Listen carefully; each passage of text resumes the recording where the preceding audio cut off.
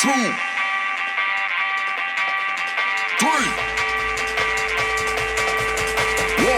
2, 3. Let's go.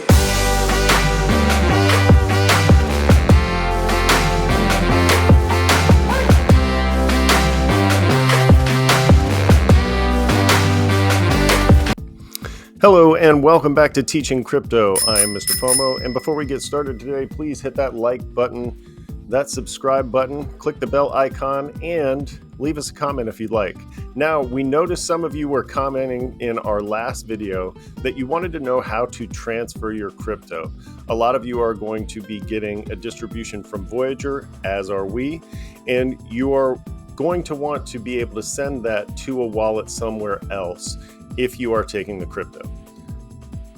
The first thing that is important to remember when you're transferring crypto is you have to send crypto from whatever wallet you're sending. So let's say you have Bitcoin, you have to send it from a Bitcoin address to a Bitcoin address. And so the same thing works for ETH, the same thing works for USDC, and I'm actually going to show you with a different crypto, Audius, that I bought just to do this video this morning on Coinbase. So you have Audius here, and let's go ahead and show you the video as it works on the phone. So you see my Audius account there on Coinbase, and now I run over to Trust Wallet, open the Trust Wallet, scroll down to the Audius wallet, and now this is where you are going to copy the address. And you'll notice there on Trust Wallet, it has a copy amount down, or a copy button down below. And all you have to do is click that copy button and it will copy that address below the QR code to your clipboard on your phone. So now you're going to have it copied. And I know it seems funny to go to the endpoint first and get the address, but that's what you have to do. You go to the endpoint where you want the crypto to go. You get the address first, copy it, and then come back to where you bought it, or in this place where you have it stored on your exchange like Coinbase or Voyager. So once you're back into the Coinbase or Voyager app, you're going to click send. And now I know that Voyager is not going to have all those buttons. You're basically only going to be able to send your crypto off. So I anticipate you're just going to see a send button. So when you click that send button, Coinbase and Trust seem to work together, and they have intuitive tools that work with your phone that seem to recognize that you want to paste this crypto address into the address line above. And so all I did here was click allow paste, but if you really want to be careful, and I would suggest that if you're nervous about this, you do that due diligence and you double check the address to make sure every single letter and number are correct. But once you allow that to copy, put that right in there, click paste from clipboard, it puts your address right in the line, and you click continue. And then all I did was click max at the top. You can obviously set whatever amount, but I'm sure if you're going from Voyager or whatever bankrupt crypto exchange you're going from, you're going to want to send all of it in the end. Now here on Coinbase, you're going to have two-factor verification, and so, or two-factor authentication. So you go through a text message here. They're going to send me a text message, and then I'm going to enter that code. You'll see that go through. See the text message pop up at the top. Go there. And now this is where the iPhone and Coinbase don't really work together, because normally you'll see the code pop up in this little area on normal text to entry, things like this, but this isn't working that way, and I would imagine that it's because it's financial and they don't want anyone to be able to access that in any way. So you have to enter it yourself, but as you can see, you can just bounce back and forth and enter those. As long as you do it before the 30 seconds runs out, then they'll have to send you another code.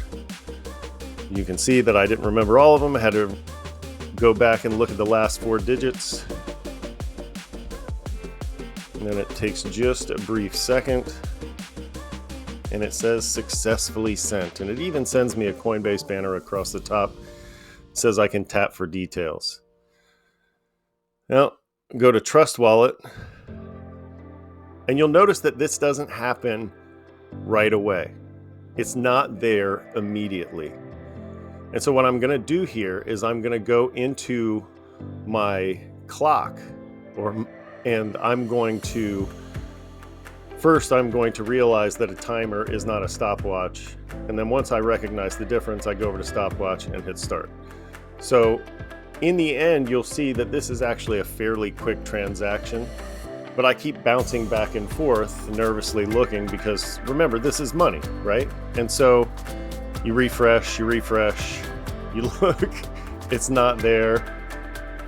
And so it becomes a little bit of a nerve-wracking situation, but you'll notice, if I speed this up a little bit, over here on Coinbase, it says pending still, and they've said that 2 minutes has elapsed, but at this point it has barely been over a minute. I'll speed it up a little bit more. Go back into Trust, and there's your audience. Now you'll see I go to the stopwatch, and it's about 2 minutes time that it takes to send that audience from Coinbase to the Trust Wallet. And you may see longer wait times on that, but for the most part, these transactions will work fairly quickly, or they should work fairly quickly anyway. But as you'll see, when I go back to Coinbase, it'll tell me that the transaction is still pending on Coinbase, and it'll tell me it's still there. I cannot do another transaction. It will block that if I try to do that. I wouldn't try and do it anyway because it's unethical. But if I try to do another transaction, it would recognize that there's already a transaction pending on the blockchain, and it wouldn't allow me to do it. But Coinbase took a little bit longer to recognize that I no longer had audience in the wallet, and Trust Wallet actually accepted my audience pretty quickly, recognized it was there, and alerted me that it was there as well. And so not all crypto transfers will work this quickly. Some of them may work a little bit quicker than it did for me. However, as long as you're sure you are sending your BTC to a BTC address, or your ETH to a ETH address, or your USDC to a USDC address, or whatever you're sending, as you can see, I sent audio here. As long as you're sure you're sending it to the correct address at the endpoint, you should be just fine. And as a matter of fact, this whole process gave me quite a bit of confidence in using crypto wallets, because it was fairly simple in the end. Now, the transaction speed wasn't as fast as, say, Visa or MasterCard or something like that, and I prefer that it did get quicker in the future, but you know, people have said that we're in the sort of 90s portion of the internet. So if you were investing in the internet in the 90s, that you obviously made loads of money by this time.